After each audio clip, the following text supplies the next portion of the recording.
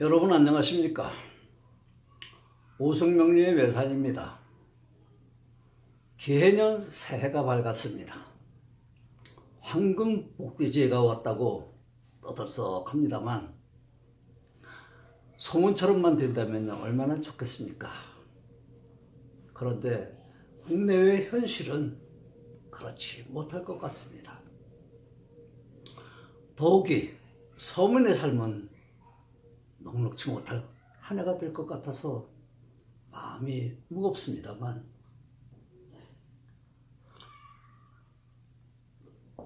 이른 후에 얻는 것도 있다는 긍정적인 생각으로 한 해를 맞이하는 여러분이 되시길 바랍니다. 아무튼 기해년 여러분의 가정에 행운을 기원하면서 전 시간에 말씀드린 체와 용에 대해 말씀드리도록 하겠습니다. 전 시간에는 격국용신에 대해 말씀드렸는데요. 다시 한번 상기해 본다면 격을 찾는 이유는 두 가지가 있다고 했습니다. 그 첫째가 그 격을 통해서 그 사람의 정체성을 알 수 있다는 것이었고요. 두 번째로는 희귀신을 가리는 잣대로 활용한다고 했습니다. 이렇게 격이 팔자에서 정해지면 다음에 운에서 변격된다고 또 말씀드렸죠. 이렇게 격이 정해지면 현재 그 사람의 모습이라고요. 그리고 격을 볼 때 유의할 점은 격이 즉 월지가 형이나 충을 당하게 되면 격을 논하지 않는다고 말씀드렸죠.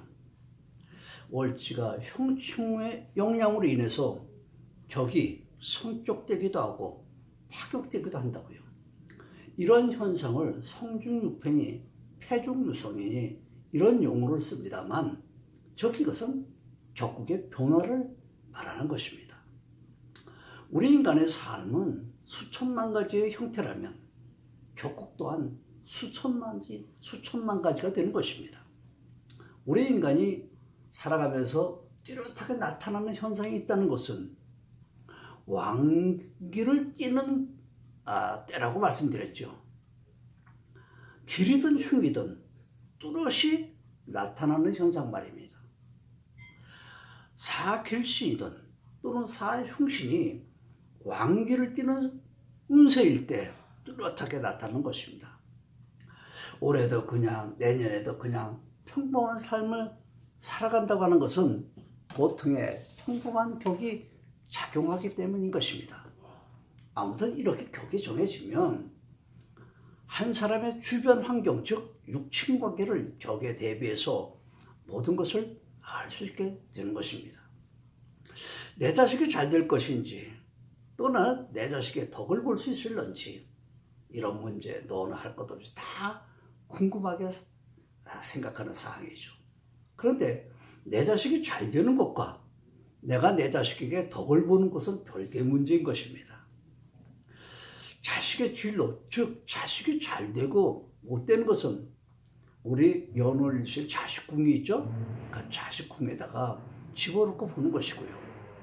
내가 자식의 덕을 볼 수 있겠느냐 못 보겠냐 하는 것은 월주에다 집어넣고 보는 것입니다.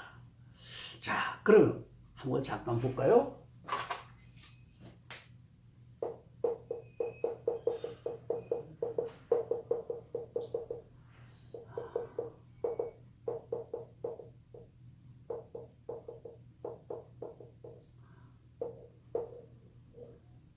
자, 이렇게 월일시가 있으면 자식의 진로, 자식이 잘 될 것인지 못 될 것인지는 자식궁에서 본다고 했습니다.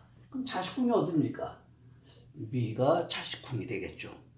자, 미에다가 이 미에는 자식이 들어있습니까? 안 들어있습니까? 들어있습니다. 정화라는 글자가 자식에 들어있습니다. 이 자식이 이것이 건명일 때 말입니다. 예. 자식이 정화라면 자식은 위에서 우리 12운성법 배우셨죠? 여기서 뭡니까? 대지에 속합니다. 대지는 월설하고도 가깝죠? 예. 자, 이렇게 12신살과 12운성 두 가지를 갖고 이렇게 봤을 때 대지와 월살이다. 자식의 진로는 괜찮다 이렇게 말씀드릴 수 있습니다. 그 다음에 자식이 덕을 볼 수 있겠냐 못 볼 것이냐 이런 것은 어디다 본다고요? 아까 월지에다가 집어넣는다고 봤습니다. 자, 월지가 여기 있습니다.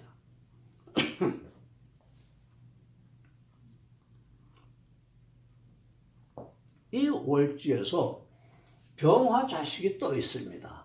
자, 여기다 집어넣고 보니까 자, 태지입니다. 태지의 또 하나는 신살로는 재살입니다. 그러니까 이렇게 태와 재를 갖게 된다면 자식의 진로, 자식은 잘 되는데 자식 덕을 보기는 좀 힘들게 생겼네요. 누구 판단인지 모르겠지만 자식 덕을 보기는 좀 어렵지 않나 이렇게 생각됩니다.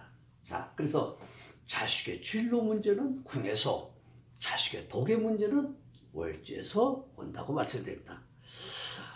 이와 같이 자식에 대한 문제는 부모에 대해서, 부모가 자식에 대한 것을 볼 적에는 이렇게 궁과 성에다 또 궁에다가 집어넣고 보지만 자식 문제를 가지고 자식이 볼 때, 다시 말해 자식 본인의 문제를 갖고 볼 적에는 어떻게 보는 것이냐. 예를 들면 자식이 공부를, 부모가 자식이 공부를 잘할 것인지 또 못할 것인지, 또 시험을 보는데 취직 시험들 보죠. 시험을 볼 때 합격하느냐 불합격하느냐, 또 어디 전개로 나간다면 또 후보로 나왔을 때 당선될 것이냐 낙선될 것이냐, 이런 것은 부모의 팔자에서 보는 게 아니라 본인의 팔자를 가지고 본다 이렇게 되는 것입니다.